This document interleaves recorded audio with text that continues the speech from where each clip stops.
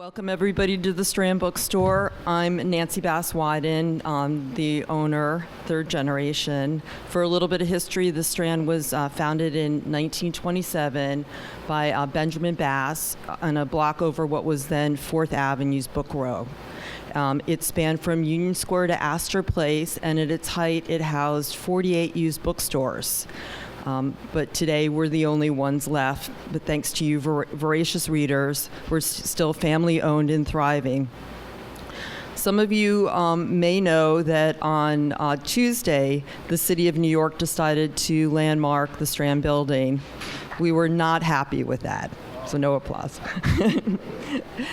Because it's, well, I can go on and on forever, but we're basically in a bureaucratic noose. It's like eminent domain. Everything that has to do with the outside and also some inside things, we got to get the approval of the city of New York. So, like I said, I can go on forever. Like our sign, they get to decide what color our sign is. But anyway, luckily I have my brilliant lawyer, Alex Urbellis, on my side, so we're still fighting City Hall. But tonight I'm so happy to welcome Naomi Wolf to the Rare Book Room. She's been a long-term, loyal friend of the Strand and other independent bookstores. We met back in 2005 when she held an event with her book, The Treehouse, which was a love tribute to her dad, so I got to meet her mom and dad there. She's written lots of bestsellers, The Beauty Myth, Vagina Biography, and many other books about social issues, feminism, and politics. And tonight we're so glad to have her discuss her latest book, Outrages, Sex, Censorships, and the Criminalization of Love. In Outrages, she talks about a 19th century hero that's largely forgotten who promotes gay rights. And that is so appropriate for this being in the Village and celebrating Pride Month. We were able to get copies to you, but we had to get them shipped from the UK. I just love Naomi. I think she's such a warrior woman. She's not afraid of controversy and politics. And we welcome Naomi to talk about her journey. I just want to point out, too, that Naomi wrote a piece in The Guardian entitled Fascist America in 10 Easy Steps. And those steps were directed about the Bush administration, but the Trump administration seems to have adopted them as their own internal playbook.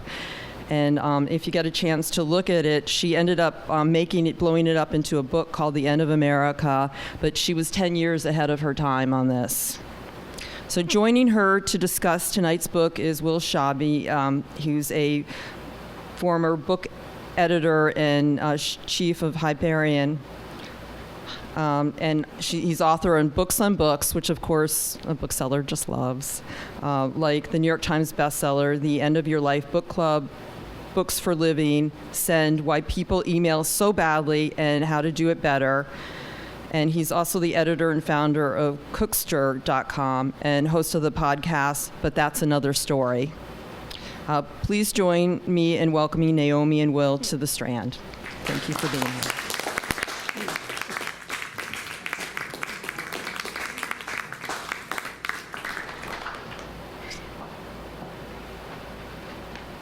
Where would you like to be, Naomi?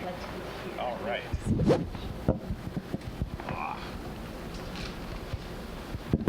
Get myself squared away. Can everybody hear me okay? So, well, first of all, I'd like to say how delighted I am to be here in this extraordinary independent bookstore, The Strand, which is just one of my favorite places, not just in the city, but in the entire world. And it's such an honor to be here with such a great best bookseller as Nancy. And I'm glad to see that you're all not absolutely soaked to the bone as I was a little earlier today. So I'm going to get right to it in a minute. What we're going to do is I'm going to ask some questions of Naomi and then open it up so you all can ask questions. And also I think there have been some questions in advance, so we will read from those. Before I start, though, I want to say that when I first came to college, in the fall of 1980 at Yale, there was a person who I heard of almost from day one, and that was Naomi Wolf. And she basically arrived at Yale famous. And one of the reasons for that was her astonishing poetry. And you have this list of best-selling books that Naomi has written. Naomi is also one of my favorite poets in the world, and I hope you all at some point get the chance to engage with her poetry. And we became instant and fast friends back then in 1980.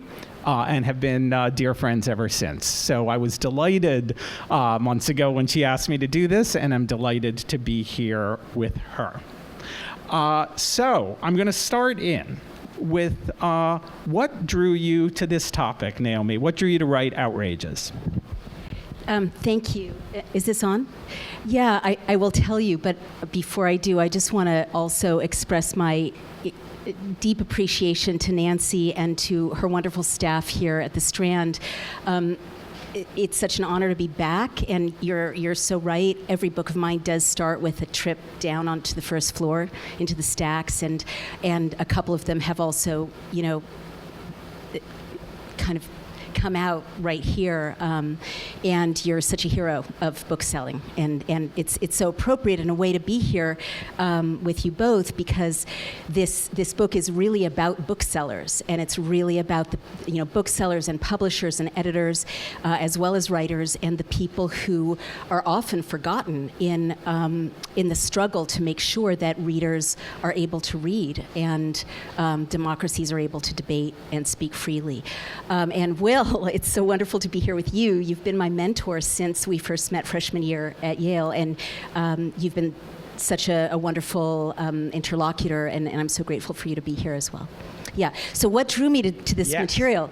It's a wonderful story. I didn't finish my degree in the 80s when I first was a Rhodes Scholar at Oxford, because feminist studies didn't exist. And I wanted to write about images of women in the 19th century from a feminist perspective, but I was told that feminist theory would never be a thing. And my sympathetic advisor basically told me to write it for a popular audience, and so I rewrote my what was going to be my thesis about images of women in the 19th century and beauty. I rewrote that as the beauty myth for a general audience. So I had this detour, but I always, I come from an academic family, and I always wanted to go back and finish. So in the middle of my life, pretty far along in my life, at 49 or so, I went back to graduate school, and beautifully, and this is part of the theme of Outrages, the world had changed, and that institution had changed for the better, and feminist theory was well represented, queer studies beautifully represented, notably by my advisor. So I had this extraordinary advisor who was deeply knowledgeable about discourses about sexualities in the 19th century, and he handed me one day these giant green tomes of letters, and your heart kind of sinks, to gigantic volumes of letters, of 3 gigantic volumes of letters of someone you've never heard of, John Addington Symonds, and he said, you really need to read Symonds. So within just a few letters, I was hooked. It was the voice initially of a very young man, and I was at that time the mother of someone just about the same age as the young Symonds. And this very young man, from his earliest knowledge of himself, was aware of himself as a man who loved men and who was romantically drawn to men. And he had the misfortune to be born in 1840 and to come of age in the early 1860s when it was clear that his father told him early on that, there could be no future in the love that he felt, even as an older adolescent for this other young man, Willie Dyer. He was faced in his early 20s with scandal after scandal at Balliol when he was an undergraduate, as a graduate student at Magdalen College. His world was several times interrupted by scandals in which the sexuality of people close to him was outed, and people's intimate personal lives were used to strip them of their jobs. For instance, his headmaster at Harrow was blackmailed by his own father, the elder Dr. Symonds, when a relationship with a student came to light. And then Symonds himself, when he was an undergraduate at Balliol, had this deep, passionate love for this young man, these beautiful kisses by the river Avon, he was writing heartfelt poetry, Tennysonian poetry about this love, and his dad told him, basically there is no future for it. So he wrote this disavowal in 1862 of this great love. And, just to fast forward a tiny bit, when he was then a graduate student, a very kind of respected position. He was a fellow of Magdalen, or he was a tutor at Magdalen. He was blackmailed again, basically, by a fellow student who turned over his personal letters to the Magdalen Fellows. And then there was like an inquiry into his character and so on. So by his mid-20s, he was having a nervous breakdown. He was subjecting himself, at his father's recommendation, to being cauterized to rid him of these illicit desires by the horrible gynecologist William Acton, who cauterized people, not just men but women as well, to kind of stop them from having desires that were illicit. And he forced himself basically to marry a woman, at his father's and family friends' sort of stern recommendation. And I'll stop in a minute, but you get to the middle of his 20s and he's found this lovely, smart, respectable young woman, highly thought of, Catherine North, and he marries her, and he, I think, is very honest with her about his nature. There wasn't language that we have now to even describe what that was in modern terms, but it seems like he was honest with her from the beginning. And then we have these heartbreaking notes and this heartbreaking memoir and journal that he keeps, where you have this wrenching description of a wedding night and a honeymoon, where he's being so honest in this universally devastating way about what it's like to not feel desire for the person that you're married to, and it's such a universal sense of loneliness in a marriage. So that's just the first 25 or 26 years of his life, and he's in this kind of prison of repression as the culture around him is getting more and more censorious about these desires. And at that point, he visits a friend in Cambridge, and the friend reaches down from a bookshelf Leaves of Grass. And this is a turning point, and then I will stop, because Leaves of Grass was this revelatory, transformational text written by, of course, American poet Walt Whitman in 1855, reissued in 1860 with his beautiful homoerotic cycle of poems, the Calamus cycle. And it was smuggled into Britain at that point because it was illegal. This was after the Obscene Publications Act. So Symonds read about another world, and that was really the world of the future. So before we get back to Whitman, and I want to get back to Whitman, describe a little bit about the connection between Symonds and the things that you wanted to write about and discovered about the policing of women's desires. Oh, wow, yeah. So that's really interesting. I mean, one of the very interesting threads that emerges when you look at the 19th century and these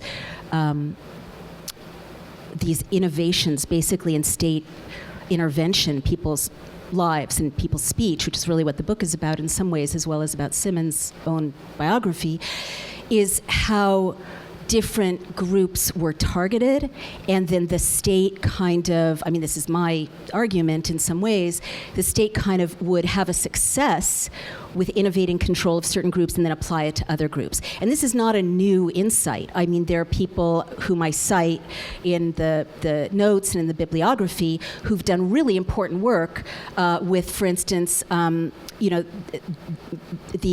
administration of the law in the colonies, and how the British state would experiment with laws that controlled people in certain ways in the colonies and then bring that home.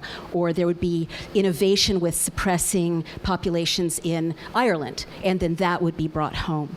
So it's not a new idea that the British state innovated, methods of control in different ways.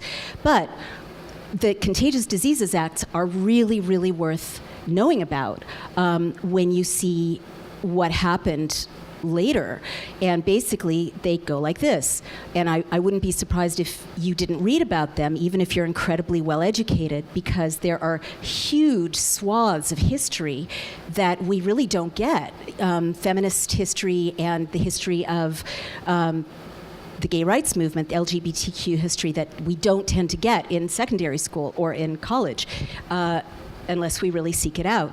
But basically, what's really lost to history often is that the 1970s didn't innovate feminism. There was a huge feminist push originating in Britain, transferring itself across to the United States starting in the 1850s and really gaining momentum. And so you had leaders, feminist leaders like Barbara Beaudeschon, mobilizing, and early middle-class women identifying basically all of the main feminist issues that we think our moms discovered to talk about. Everything from sexual trafficking of women, sexual exploitation of working class women, pay inequities, inequities in access to property rights, inequities in access to custody rights, the sexual double standard in marriage and divorce law, rape, marital rape, domestic violence. All of these were identified by feminists very clearly, and it wasn't a marginal concern. The woman question, which is how it was known, was one of the great issues of the 19th century. People debated it, they paid attention to it. So what is also lost is that in the 1860s, there was a scare, reasonably enough, because venereal diseases were not really treatable at that time, and they were devastating the military. So there was an initially well-regarded effort by the government to allow policemen to arrest women who looked like they might be prostitutes. And this started out in certain garrison towns. And so, of course, with these kinds of laws, which is a point I make over and over in books like The End of America and Give Me Liberty, these laws always metastasize, right? They always do. So very quickly, women who were not prostitutes, and at that time, women, especially working class women, often, there wasn't like a thick line between people, you couldn't identify like a red light district, in this kind of modern way that you have now. But quickly, women who were leaving the factory, in the evening, or women who were walking with a male friend or a male relative, or women who'd had too much to drink, or, a drink, or women who were dressed too seductively were being arrested.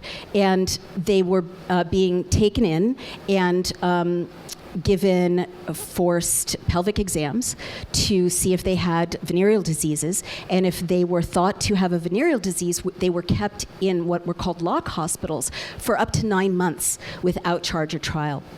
So you can imagine what this did to women's custody of their children, or to their work lives, or to their reputations when they emerged. So Josephine Butler, who was actually a friend of Symonds, was one of the first feminist leaders to start campaigning to end the Contagious Diseases Acts. And this was very, very effective. Eventually they were ended, but it definitely was a model for a large mobilization of women to end what they saw as a feminist injustice, even though they didn't have that language at that time. And I guess where this relates to the way the state also innovated with passing laws to restrict male-male intimacy is that you see this pattern throughout the 19th century of the state, the modern state, kind of grabbing more real estate, and we're so used to the state telling us what to do in very intimate ways that we don't tend to question, well, why is the state telling us what to do at all in our homes or with our computers or with our uteruses, or where did this even come from? But really in the 19th century in Britain, you can see with the 1857 Obscene Publications Act that the state the secular state innovated control of speech and control of publication. And then with other laws, such as the Offenses Against the Person Act in 1861, innovating other claims to regulate adult consenting sexual behavior in different ways throughout the century. And these laws over time definitely affected Symonds, and you can see him becoming more and more self-censoring in his letters, in his journals. He started to create a secret cache of hidden poems, love poems about sodomy. He would, into the 1870s, show them to friends, and friends would say, don't even show me this, because at that point it had become evidence of a crime. It wasn't just a poem, it wasn't just a poem with sex in it, it now had a legal valence. And you see his prose becoming more and more dense and opaque, and other people's prose also becoming more and more opaque as booksellers, and this is again largely unknown, were facing 2 to 4 month sentences for distributing obscene publications in the wake of the Obscene Publications Act. So I want to get into the coded language, because that's such an interesting thing. But before we do that, so you were recently in the UK promoting the book. Can you talk about what happened when you were on the radio being interviewed by Dr. Sweet? Sure. So I was talking about outrages on BBC, and Dr. Matthew Sweet, who's a host of a radio program, noted that I had misinterpreted 2 of the cases in my book, and he's right.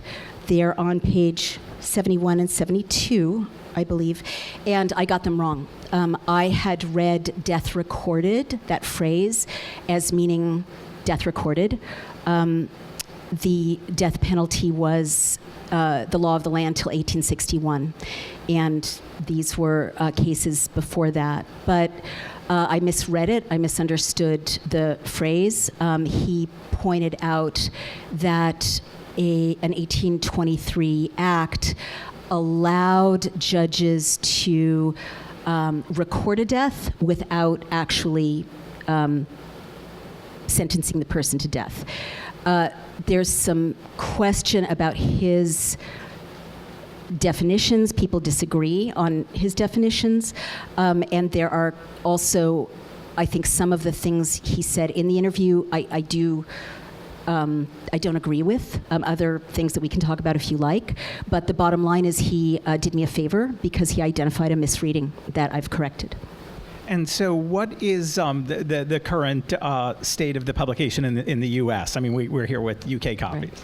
Right. So as some people in the audience know, there's been a lot of coverage of the publication of the book, of these 2 errors. I'd say there have been errors in the coverage as well as accuracies in the correction that Dr. Sweet gave me. And so the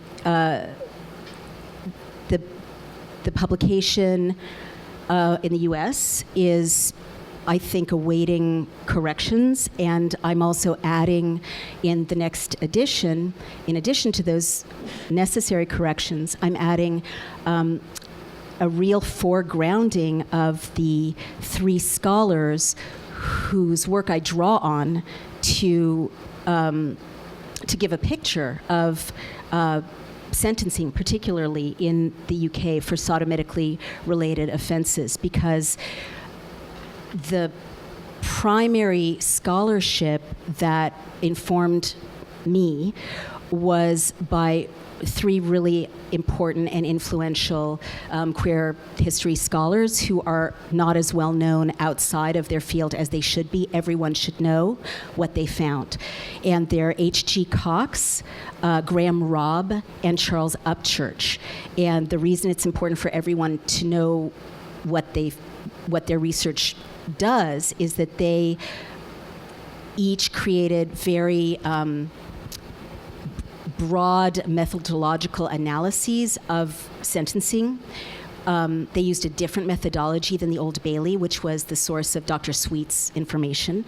And so they find a very different picture of the persecution of men for male-male sexual offenses than the Old Bailey finds, even though that's also a wonderful resource.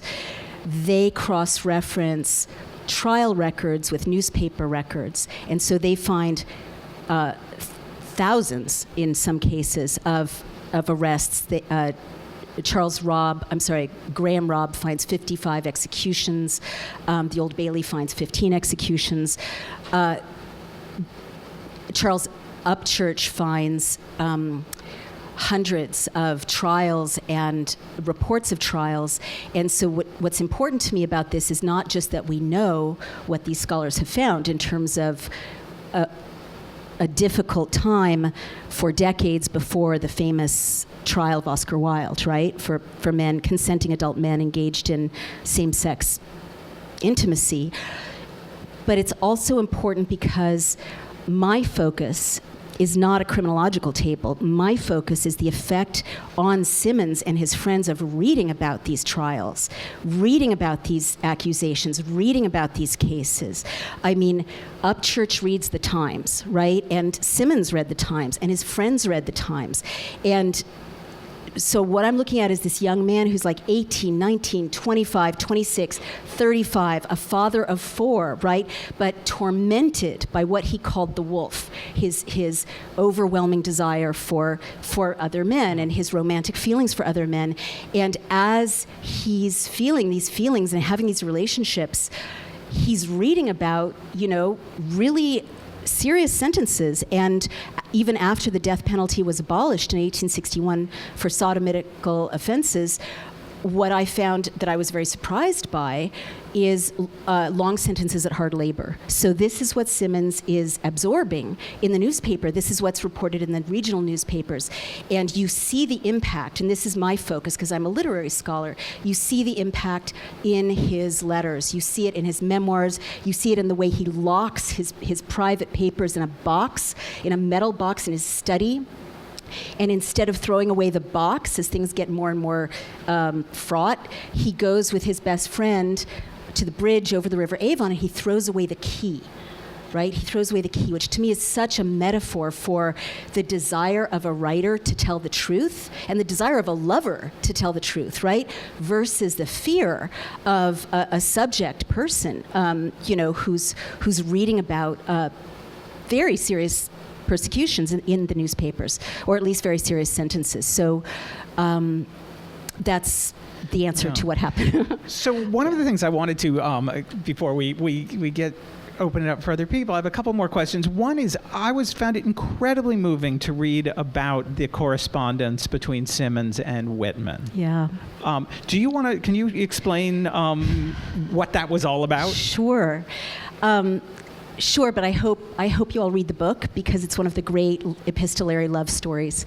These two men never met, and they, in some ways, their circumstances were very different. Symonds was born to privilege. Clifton Hill House is this, gigantic bourgeois structure that he grew up in, and he went to Oxford. When he finally gave up on England because he concluded he'd never be safe there, and also because he had breathing troubles, he settled his family in Davos when it was a small sort of tourist village that catered to tubercular tourists like him. And he, lived in Amhof, this gigantic estate. He also had, into the 1880s, when he'd kind of come to some sort of peace with his homoerotic true nature.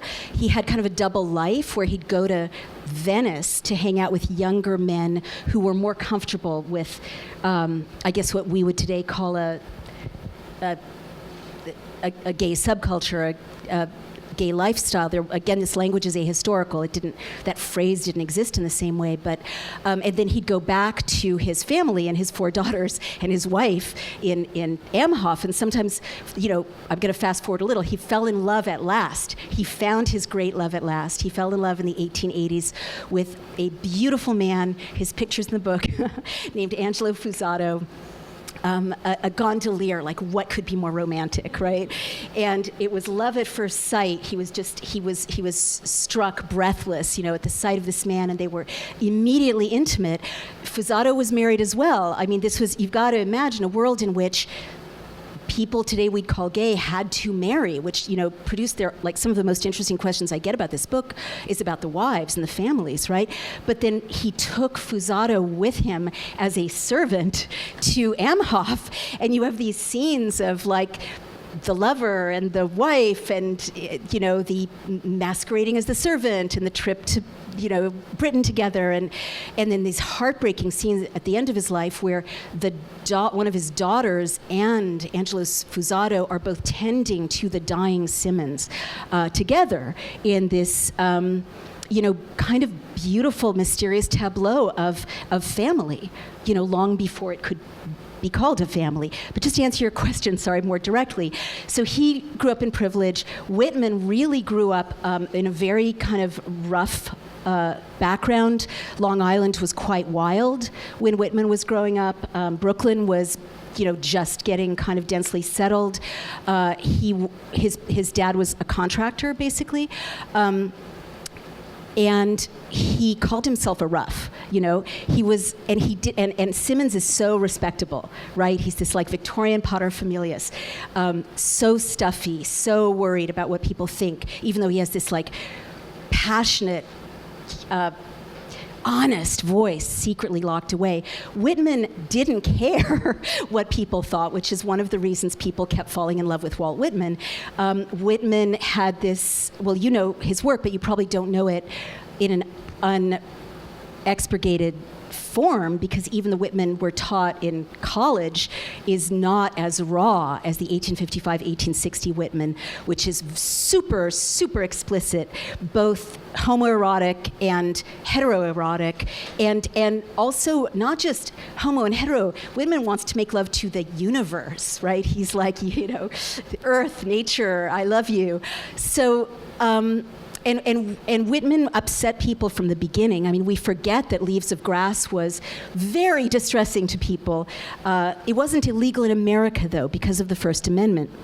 It wasn't illegal in Britain in 1855, but by 1857 it had become illegal. So you get these amazing smuggled versions of Leaves of Grass in Britain, and people at that time started to hand Leaves of Grass in Britain, these kind of illicit Leaves of Grass, to each other as a way to signal, I'm an admirer of Whitman, right? Your point about codes, and men whom today we would call gay, as my book shows and as other critics have abundantly shown, had these codes, referencing the Phaedrus, right, or referencing the greats, classical antiquity, referencing Ganymede, referencing, translating beautiful erotic snippets of their letters and gossip into Greek, because the assumption was the housemaid probably couldn't read Greek, So there were these two totally different characters, and from the start, Symonds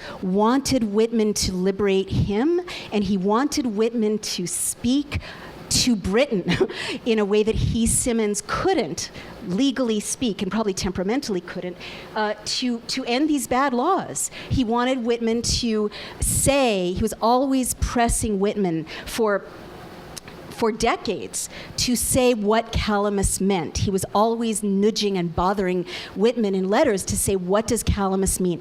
You may be wondering, what does calamus mean? I shall tell you. Very Whitman-esque sentence. Calamus is a phallic-shaped water plant, right? So when you see, there's a picture in the book of two calamus plants. It's a very homoerotic image, and the calamus cycle is, again, this beautiful, romantic, homoerotic cycle. But it's not just homoerotic, reductively, and this is why, again, I think Symonds loved Whitman so much. It also just describes peaceful, intimate domestic love.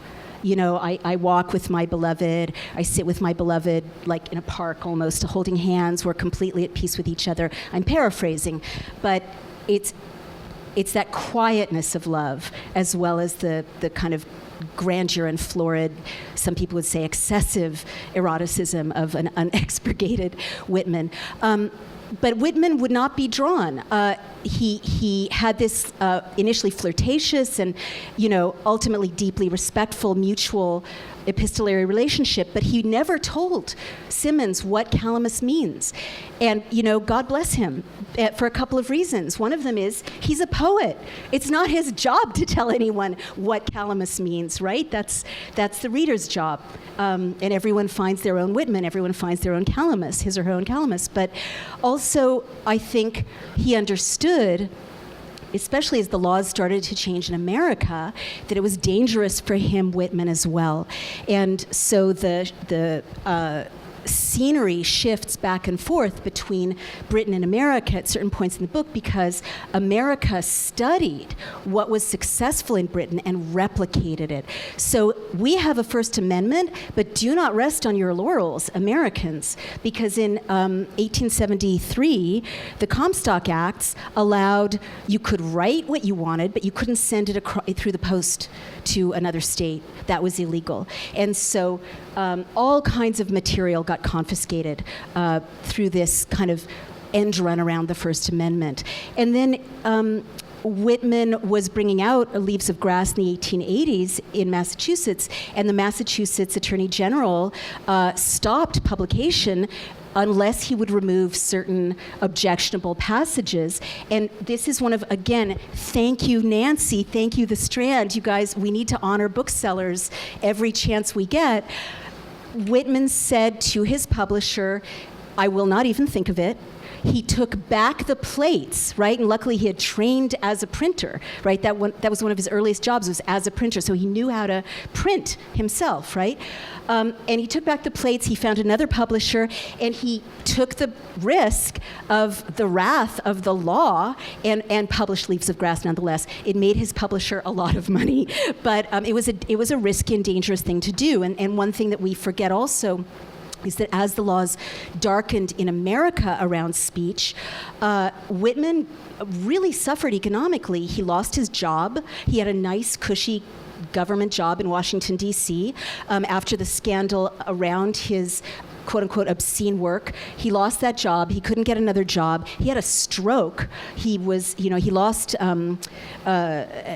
use of part of his body. He had an abscess in his lung for much of his life after that. He was in very broken health.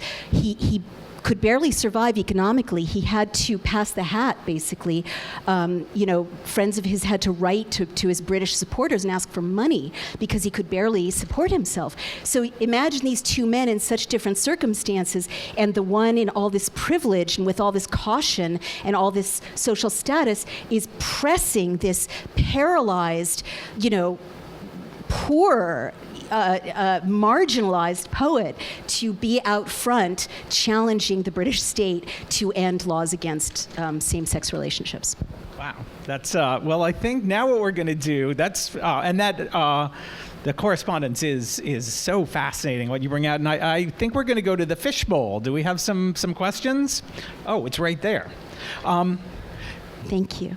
These are thank you. I have to say, too, I had heard of Symonds, but until I read Outrages, I really knew nothing about him. And I've got to say, too, I love the idea that have you read Leaves of Grass is the sort of equivalent of Are You a Friend of Dorothy? Or You should explain what that means. You explained it to me once, and I think forgot. everybody knows Friend of Dorothy. Okay. We're in the village. We're in the village, right? Okay. I'll read these out. How did the legal rationale for criminalizing homosexuality translate or migrate between the UK and the US? Well, I would say there isn't a direct correspondence. And I just want to be really clear that to say criminalize homosexuality is an ahistorical way to phrase it. The word homosexual was coined quite late in the 19th century. It wasn't a sexual identity that was illegal in Britain. It was specific sex acts. Because the idea of a sexual identity was the result of sexology, which happened right at the end of the 19th century. And actually, I don't want to give away the ending, but the reason Symonds is so important is that in his kind of dying gesture, he left to posterity a collaboration with Havelock Ellis that led to Sexual Inversion, which was a huge, gigantic, important bestseller, which created our modern understanding of sexual identity as on a spectrum, all equally natural, right? That was a new thing, a new idea at that time, and that's the idea that won. So you could say that even though Symonds didn't know he would win, he died not knowing he would win, he won. And again, not to give away the ending unnecessarily, but part of Outrages is a fantastically interesting to me literary kind of detective story, because I've just got to tell you this. He did something I've never seen any writer do ever. He had this secret memoir, right? He kept it for much of his later maturity. He knew he could never publish it in his lifetime because of laws against homosexuality, as we would call it, and laws against speech, obscene publication. So he left it to his executor with instructions. The executor helped him embargo it at his instruction for 50 years. And only got published in its entirety for the first time in 2017, which was really, really, really exciting. So exciting to me to read this hidden text that I knew about indirectly for so long. However, he left instructions to the future in code in his secret memoir, and he left directions to his future editor, believing that someday we would exist, right? That someday there would be readers like us who would care about a book like this, that there would be editors like Amber Regis, his editor of his memoirs, who's this, like, I met her, I was so excited, this right-on young academic with a cool hairstyle and great glasses, you know, who's loved by her students and expert in social media. He knew she would exist someday. You know, he had to believe queer studies would exist someday. He had to believe there would be a bookseller like Nancy and her team at the Strand who would be willing to host a discussion about his life someday. None of that existed when he died. And so he didn't just leave instructions to us about what to do with his memoir. He left code about how to put together two different super boring books of poems that he issued in his lifetime with lots of red herrings, like love poems to the female beloved, right? Like fake pronouns. Boring, boring, boring. However, the code he left says, take this stanza from this book, that stanza from that book, skip 3 stanzas, go to the 9th stanza, put it against the 12th stanza. You put these together side by side and you get the hidden love story of him and Angelo Fusato. He left that for some day, you know, that he believed that his vision of how the world should be would triumph. And to me, there has never been a more beautiful illustration of a writer's faith in words and the power of words to create the future and change institutions, because he was right. And the world could have just as easily, and there's this section at the end of the book where I say this, you know, the world went the direction of Ginsberg and Howell and Ferlinghetti and City Lights and Nancy and, Moxon, who brought out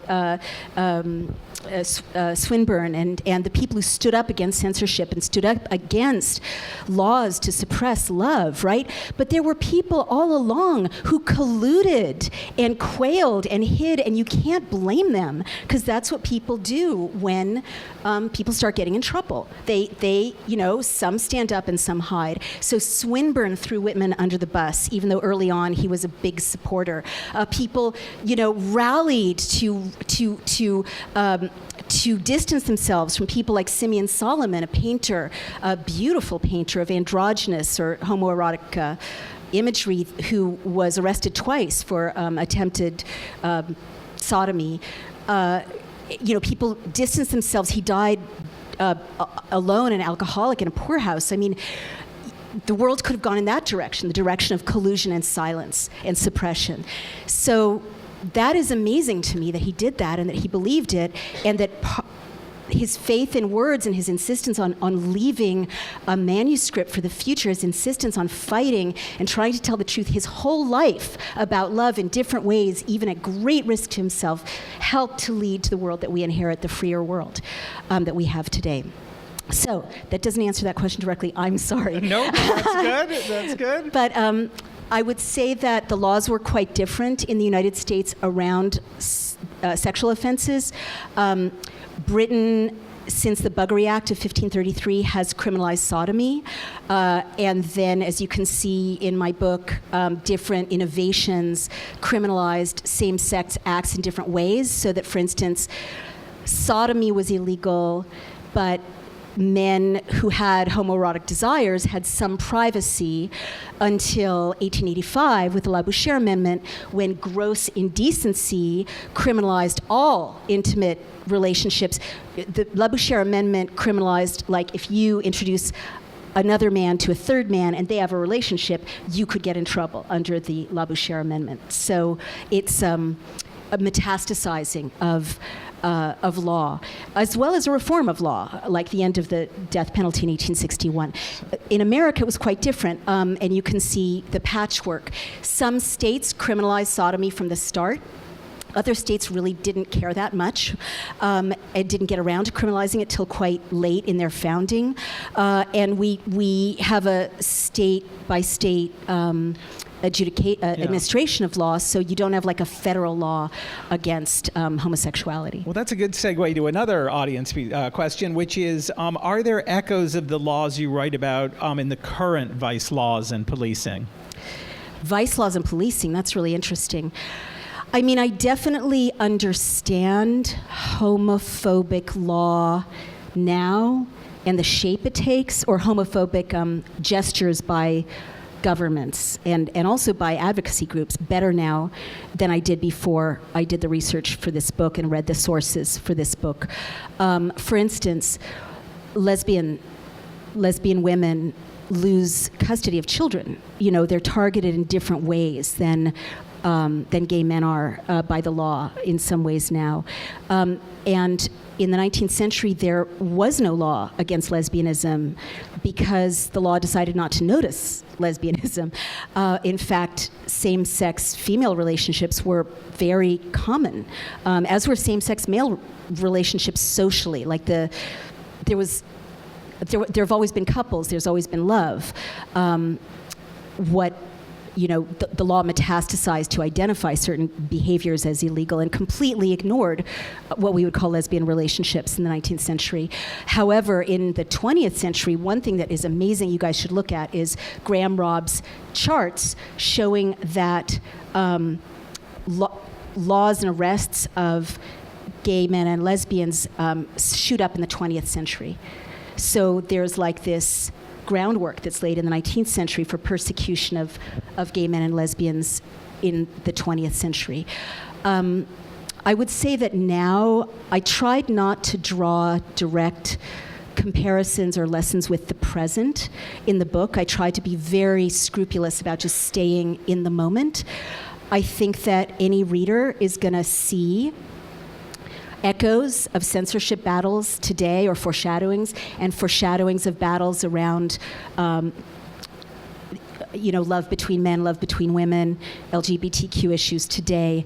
But you won't find those lessons here. But I think you'll understand what's going on and why people move, for instance, against teachers better now if you know the history of the 19th century. I mean, this notion that male homosexuality is infectious, that was like really innovated as a discourse in the 19th century. And you see it, like I'll never forget being 15 or 16 when there was a proposition on the ballot to get gay teachers out of schools and gay aides and gay teachers' assistants because the fear of they would be like role modeling positive lifestyles involving homosexuality to impressionable youths. Literally, the wording of some of the 19th century laws has to do with impressionable young people, impressionable minds that could be subject to such influences. And this notion of the infectious nature of homoerotic behavior is, really an innovation. One of the questions is, did you feel humiliated when the BBC journalist called you out? So thank you for that question. I'm glad to address it.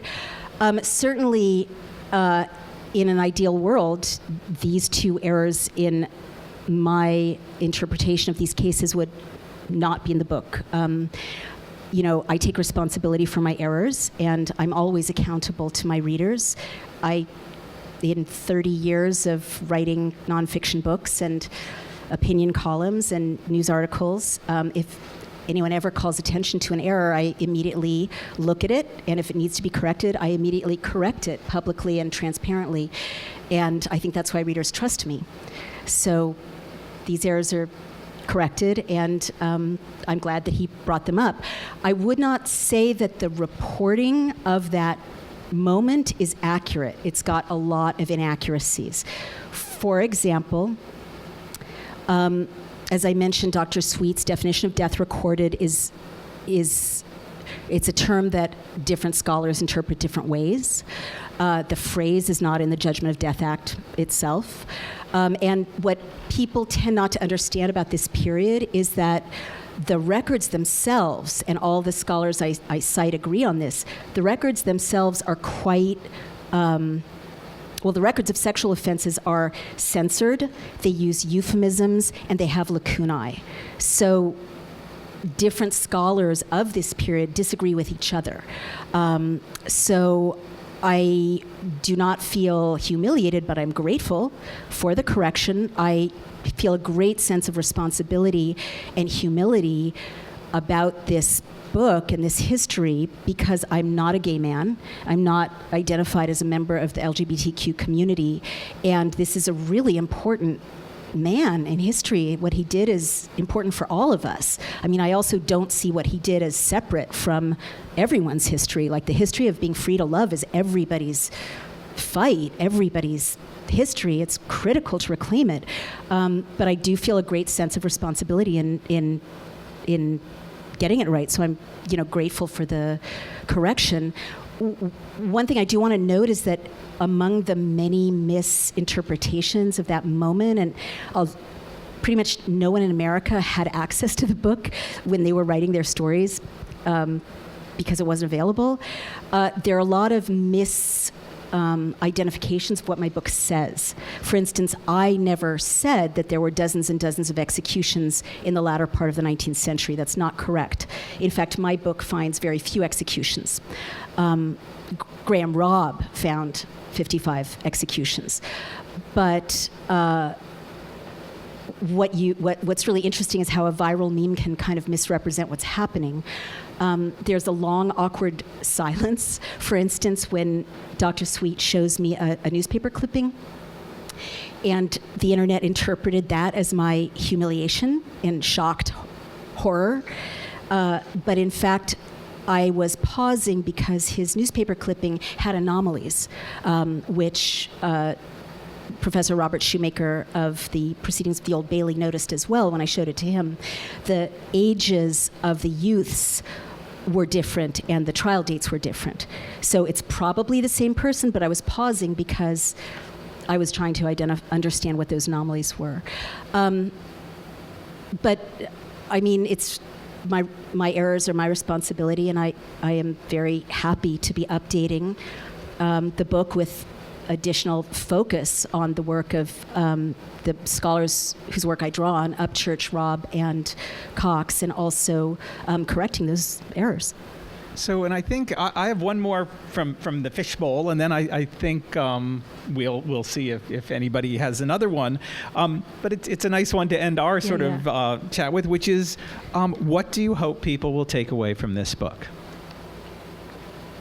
Well, I mean, it's such a great question, right? Because as a writer, you can hope, but it's really, my dad always taught me, and we were hosted so beautifully here in 2005 for the Treehouse, which is about my father, who was a totally unknown, largely unknown writer, but who really always, and who died recently, I'm sorry to say, but who always taught me that there's a difference between the life of the writer and the career of the writer, and that the career of the writer really isn't important.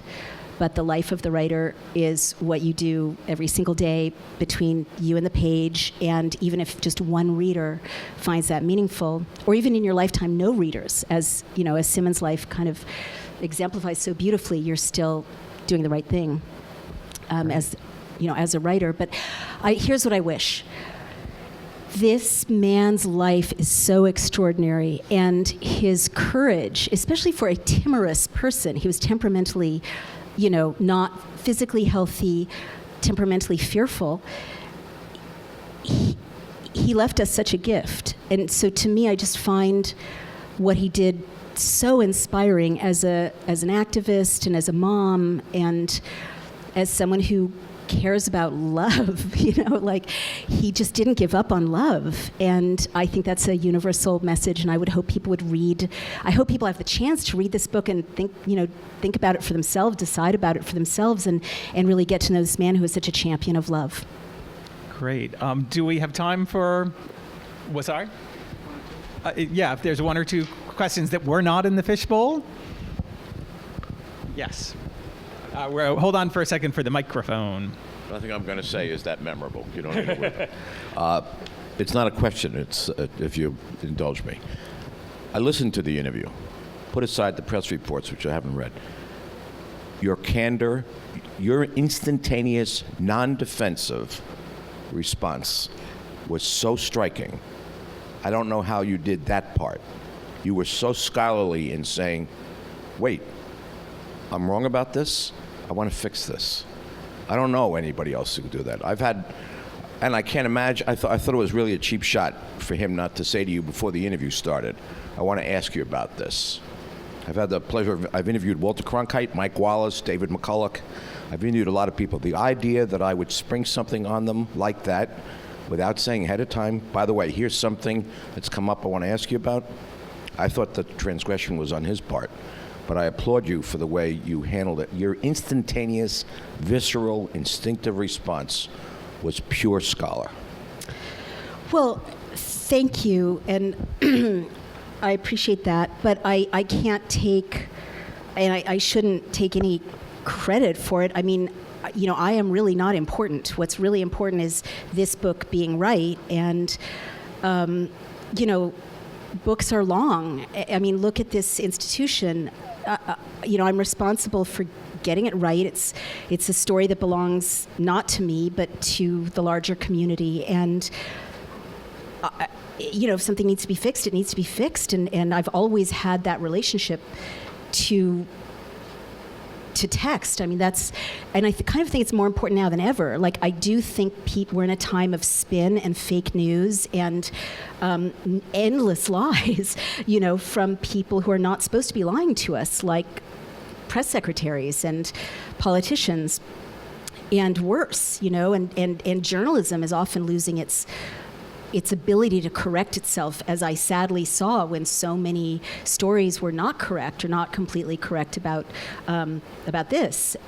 So I definitely feel, and this is why bookstores are so important, right, and booksellers are so important, you know, we have an opportunity to get it exactly right. And, you know, I'm delighted that additional scholars who are at the heart of this discipline are, you know, reading and giving me feedback for any, you know, future corrections.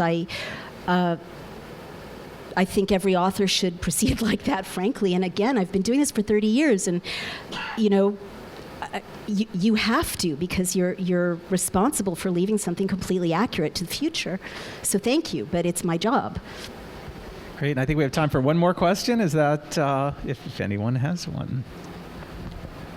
I'm looking at the book covers from the UK version and the American version. I know, Will, you're in the publishing world, and is there any psychology behind why one would appeal to UK and one would appeal to America? Such a great question, Will. It's interesting how often the covers differ from one country to the next. What's that famous hackneyed, so often quoted thing that we're what's it? Two countries separated by a common language or something? I can't.